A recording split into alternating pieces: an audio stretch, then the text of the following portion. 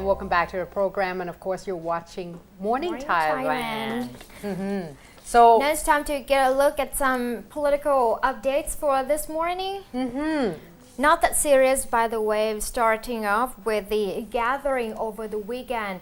We've heard some gathering of the white mass and also the red shirt opponents every weekend already. Right, I think it becomes a kind of a routine gathering. But this time it seems there's more violent acts reported, starting in Chiang Mai province around Friday, I guess, because Chiang Mai white mask are calling for the gathering. They gather at the health park behind Chiang Mai University, but unfortunately the red shirts have trying to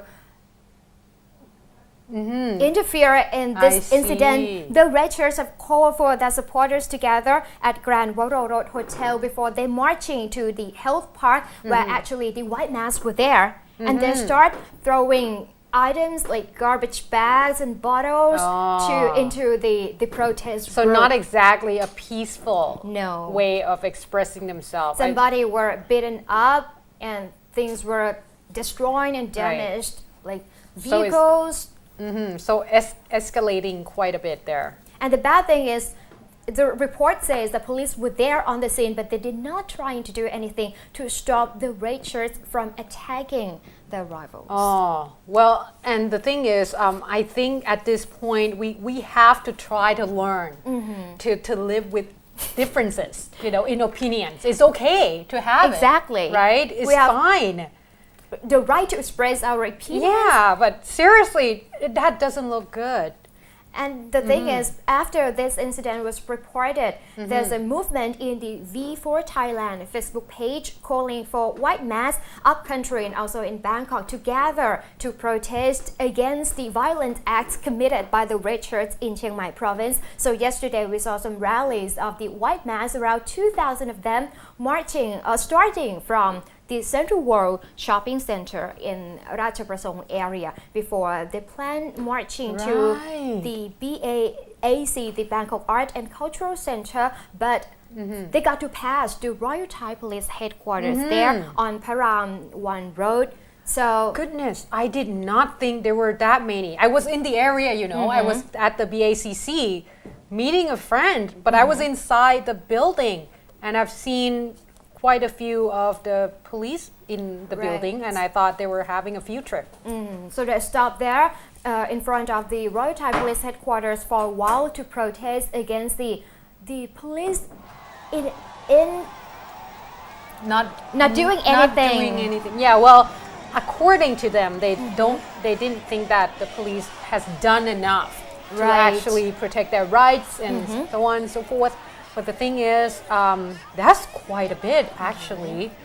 There was actually red shirts gathering there as well, but around only 100 of them. So in the Gason area, right? So this is Ratchaprasong area as well. If you remember, in May of 2012, I believe, there's a lot of incidents that took place that not very pleasant, and of course, I believe they're doing some kind of a fake cremation going on there of like the white mask and such.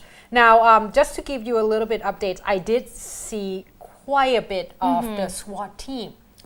Yeah, like I've seen at least four of the vans that contains like all these police officers. And like I said, at first I thought that they were doing field trip because I've seen some of them inside the BACC and they were actually posing for one of those, painting the, I don't know, whatchamacallit, profile paintings inside the BACC, and I honestly thought, oh my goodness. Act of art? Yeah, like, oh my goodness, they probably have a field trip around the area. Oh, that's nice, like get a little arts going. And then at around 4:30, I walked back from MBK and I saw them just lined up there. And that's when I'm like, I don't think that's a field trip anymore. And then I saw a few of I think that by that time they dispersed already, a few of the white mask, about maybe several tents, like 50 of them, so on and so forth, just around the area. And then that's when I realized, like, goodness me, there's probably a white mass gathering without me actually knowing where it is. So, but you know what? We've got to be very careful, because if you look into Facebook of the red shirts group, there are some posts that encourage other red shirts in provinces to follow the peers in Chiang Mai province. Oh, to like follow the white push mass a little and bit more and such. Provoke. And there's also, just to be fair, there's also a report of one of the red shirt guy who decided to wear a red shirt and ride a motorcycle. Brave enough. Yes, right into the area. And unfortunately, the police have to pull him out because he got beaten quite badly as well by the white mask. So we can't say, you know, like I said, it's fine if you want to express your opinions and your differences, just be able to be open enough to accept it, because we were actually praising you the other day that you know, it's great that they expressed themselves.